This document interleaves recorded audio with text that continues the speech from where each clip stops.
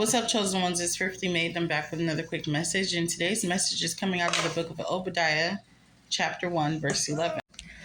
In the day that thou hast stoodest on the other side, in the day that the strangers carried away captive his forces, and foreigners entered into his gates, and cast lots upon Jerusalem, even thou wast as one of them.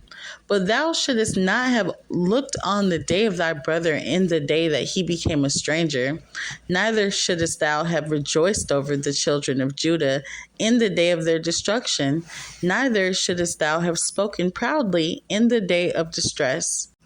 Thou shouldest not have entered into the gate of my people in the day of their calamity. Yea, thou shouldest not have looked on their affliction in the day of their calamity, nor have laid hands on their substance in the day of their calamity, which means stolen from them. It says, neither shouldest thou have stood in the crossway to cut off those of his that did escape, neither shouldest thou have delivered up those that did remain in the day of distress. For the day of the Lord is near upon all the heathen. As thou hast done, it shall be done unto thee. Thy reward shall return upon thine own head. For as ye have drunk upon my holy mountain, so shall all the heathen drink continually. Yea, they shall drink, and they shall swallow down, and they shall be as though they had not been. But upon Mount Zion shall be deliverance, and there shall be holiness. And the house of Jacob shall possess their possessions. There's a lot of people that were laughing or mocking and judging children of the Most High when they were going through their day of calamity, their day of destruction, whatever that was to them in their life. And God does not want us doing that, okay? Chosen ones, we are not to laugh or mock or scorn anyone while they're going through any kind of storm or any kind of destruction in their life. Because as whatever you do unto others, it will be done unto you, as I said in my last message. That's another confirmation. Verse 15, it reads, for the day of the Lord is near upon all the heathen. As thou hast done, it shall be done unto thee. Thy reward shall return upon thine own head.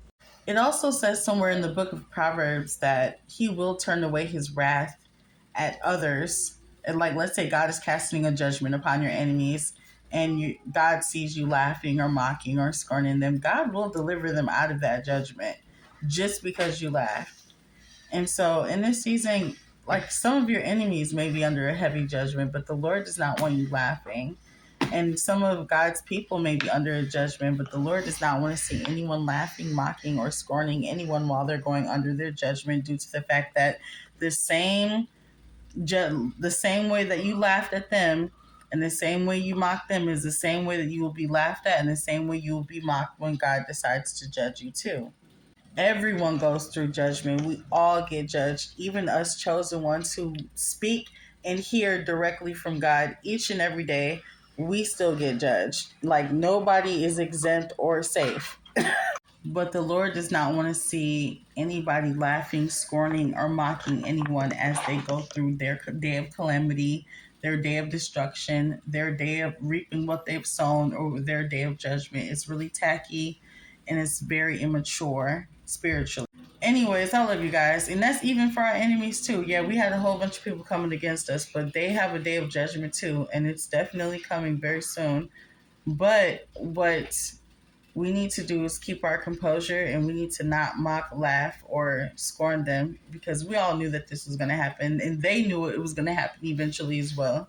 But that doesn't mean that we need to rub it in their face, because sometimes, like I said in my previous video, sometimes it takes a judgment. Sometimes it takes a good whipping from the Lord for us to turn back to him. And it took for me to even get judged, and for me to get spanked up by God really good, for me to humbly submit myself to him as well.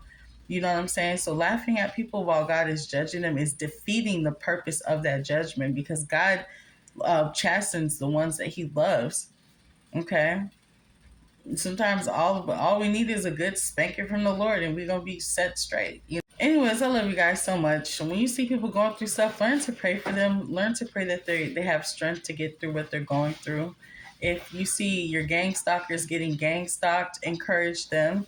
Don't sit up and laugh at them and say, ha ha, that's what you get. No, because some people can't handle going through gang stalking. Some people can't handle being targeted, talked about, lied on, monitored, all that stuff that the, targeted individuals go through every day. So definitely stay prayed up and have compassion for people, and just pray that the will of the Lord is done in everyone's life. That's the main purpose. Like I say, I always say, we've all been used by the enemy. The devil's used us up, chewed us up, and spit us out. We've all been used by the devil. But the last thing we want to do is, you know, um, get in the way of what God is trying to do in someone's life, even if they're in the season of judgment. Okay. I love you guys so much. I hope that that message reaches whoever needs it. Talk soon, y'all. Will in peace.